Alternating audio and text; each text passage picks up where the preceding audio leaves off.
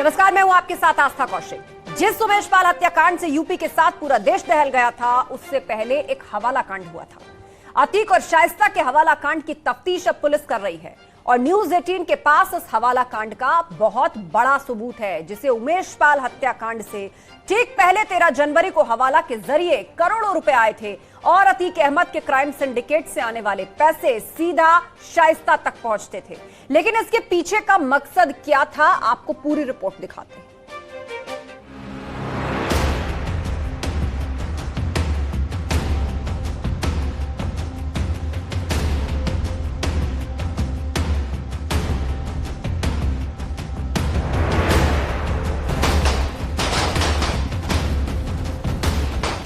चौबीस फरवरी को प्रयागराज में वो हुआ जिससे पूरा देश हिल गया।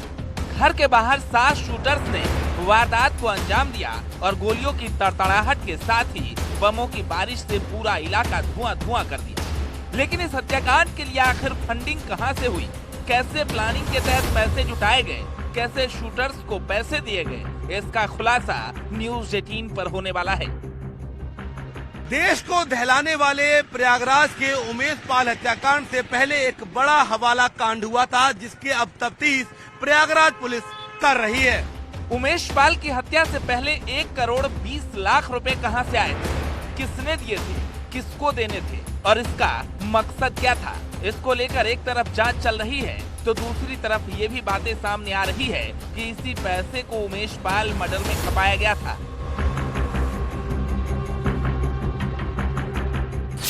हवाला के जरिए आने वाले पैसे पहले अतीक के वकील खान सौलत हनीफ ने हवाला ऑपरेटर से लिया था।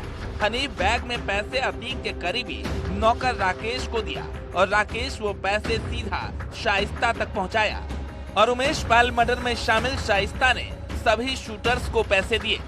जेल जाने के बाद अतीक गैंग के पैसों का सारा हिसाब किताब शाइस्ता ही देखती थी।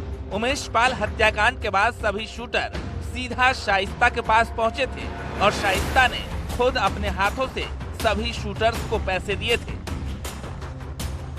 प्रयागराज पुलिस की जांच में यह खुलासा हुआ है कि शाइस्ता परवीन अतीक अहमद के जेल जाने के बाद उसका सारा आर्थिक साम्राज्य संभाल रही थी। शाइस्ता परवीन ही हवाला के जरिए ये पैसे लेती थी और अपने पूरे गैंग को बांटती थी।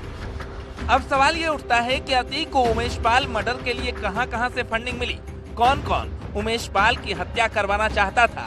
अगर हत्याकांड का प्लान 10 से 12 फरवरी के बीच का था तो कौन इन्वेस्टर समिट के दौरान देश की छवि को धूमिल करना चाहता था, क्योंकि 1 करोड़ 20 लाख छोटी मोटी रकम नहीं है। उमेश पाल हत्याकांड से महज कुछ दिनों पहले यानी 13 जनवरी को यह हवाला कांड हुआ था, जिसमें 1 करोड़ 30 लाख रुपए हवाला के जरिए आए थे। सवाल तो ये भी है कि हवाला ऑपरेटर ने क्यों दिए रुपए। 1 करोड़ 20 लाख रुपयों का ट्रेल क्या है, क्या ये रुपए जबरन वसूल करके आए थे?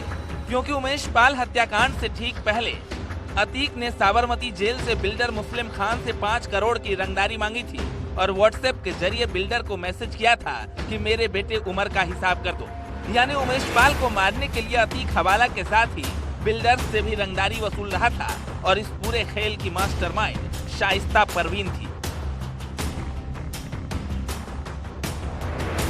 ऑपरेटर से पैसा लेने के बाद सौलत हनीफ इन पैसों को अतीक के नौकर और उसके बेहद करीबी राकेश को देता था और राकेश ये पैसा शाइस्ता तक पहुंचाता था। पुलिस जांच में यह भी खुलासा हुआ है कि इस पूरे सिंडिकेट को अतीक के जेल जाने के बाद सौलत हनीफ, राकेश ही देख रहे थे और जिनके ऊपर बैठी थी शाइस्ता परवीन।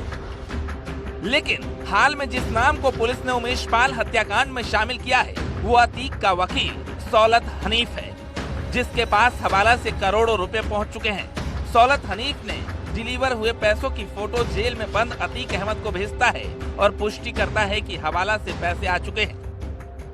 वकील सौलत हनीफ डिलीवर हुए पैसों की फोटो अतीक अहमद को भेजता था, जिससे ये कंफर्म हो जाता था कि अब पैसा आ रहा है। वकील सौलत हनीफ अतीक के हवाला कांड को पूरी तरीके से संभाल रहा था, जिसे किडनैपिंग मामले में उम्र कैद की सजा हुई है।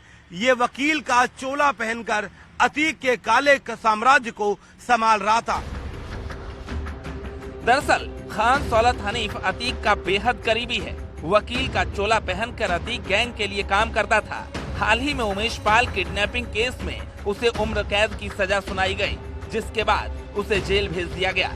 लेकिन सवाल ये है कि क्या सिर्फ उमेश पाल की हत्या के लिए इतने पैसे जुटाए गए, या फिर अतीक और शाइस्ता का ये हवाला कारोबार किसी और प्लानिंग के लिए चल रहा था, जिसकी जांच अब पुलिस परत दर परत कर रही है। Bureau report, news 18।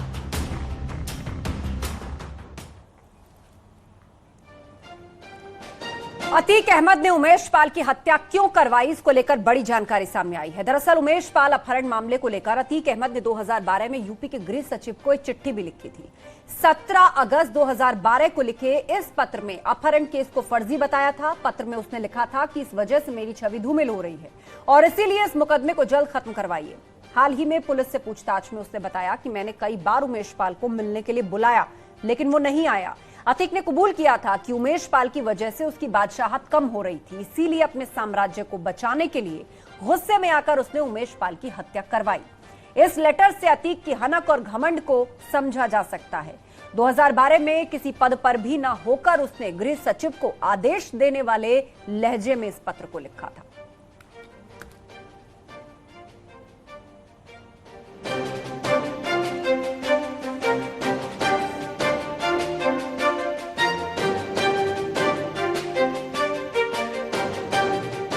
Mafia don Atiq Ahmed ने 2012 में उत्तर प्रदेश के तत्कालीन गृह सचिव को यह पत्र लिखा था। इस पत्र में जिक्र था कि उमेश पाल अपहरण कांड फर्जी है।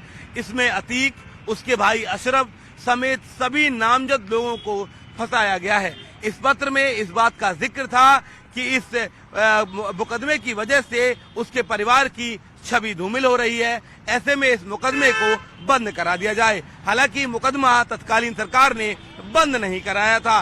बीते दिनों जब अतीक और अशरफ को रिमांड पर लिया गया तो उन्होंने पुलिस के सामने इस बात को स्वीकारा था कि उन्होंने कई बार उमेश पाल को मिलने के लिए बुलाया, लेकिन वो नहीं आया। ऐसे में योगी सरकार एक तरफ ताबड़तोड़ कार्रवाई कर रही थी, दूसरी तरफ अतीक का जो सियासत और जो दबदबा था वो खत्म हो रहा था, जिसकी वजह से तैश में आकर अतीक अहमद ने उमेश पाल की हत्या करा दी।